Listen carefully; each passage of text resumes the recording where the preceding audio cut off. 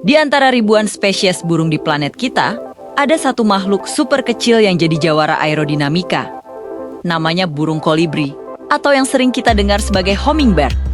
Bayangkan, dari lebih dari 10.000 spesies burung. Cuma dia yang bisa melayang diam di udara kayak helikopter, dan yang lebih gila lagi, terbang mundur dengan sengaja. Burung elang, merpati, atau burung gereja sekalipun nggak bisa melakukan ini. Kalau mereka coba-coba terbang mundur, ya sudah pasti jatuh. Jadi, gimana ceritanya makhluk sekecil ini bisa melanggar semua aturan penerbangan yang berlaku di dunia burung? Rahasia terbesarnya ada pada evolusi sayapnya yang super canggih. Nah, kalau burung biasa itu kan terbangnya cuma dengan gerakan sayap naik turun. Daya angkatnya cuma muncul pas sayap bergerak ke bawah. Makanya, mereka nggak bisa terbang mundur karena bakal kehilangan dorongan. Tapi, desain tubuh kolibri ini benar-benar beda level. Kuncinya ada di sendi bahu mereka. Burung lain punya sendi bahu yang kaku, gerakannya terbatas.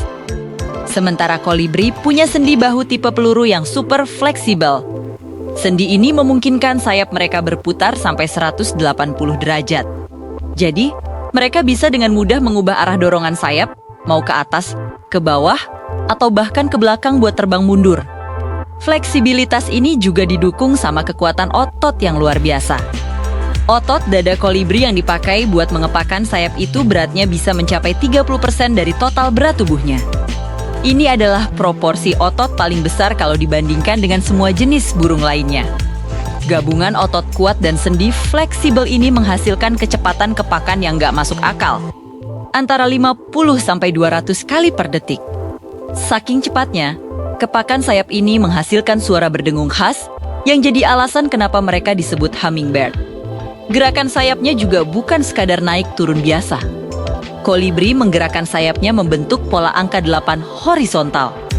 Kenapa pola ini spesial? Karena dengan pola ini, mereka bisa menghasilkan daya angkat di 2 fase gerakan.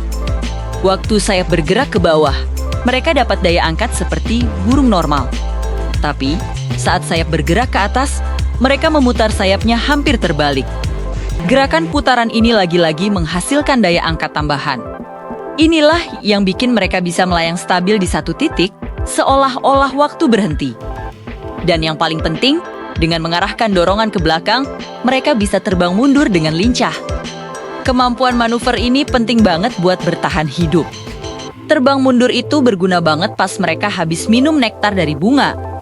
Mereka bisa langsung menarik diri tanpa perlu repot-repot memutar badan. Kemampuan melayang atau hovering juga bikin mereka bisa makan dengan tenang di depan bunga tanpa harus hinggap. Bahkan, saking lincahnya, kolibri pernah terekam melakukan salto atau terbang terbalik sejenak cuma buat menghindari predator. Benar-benar pilot akrobatik alami. Tapi, semua kemampuan super ini ada harganya, yaitu kebutuhan energi yang ekstrem.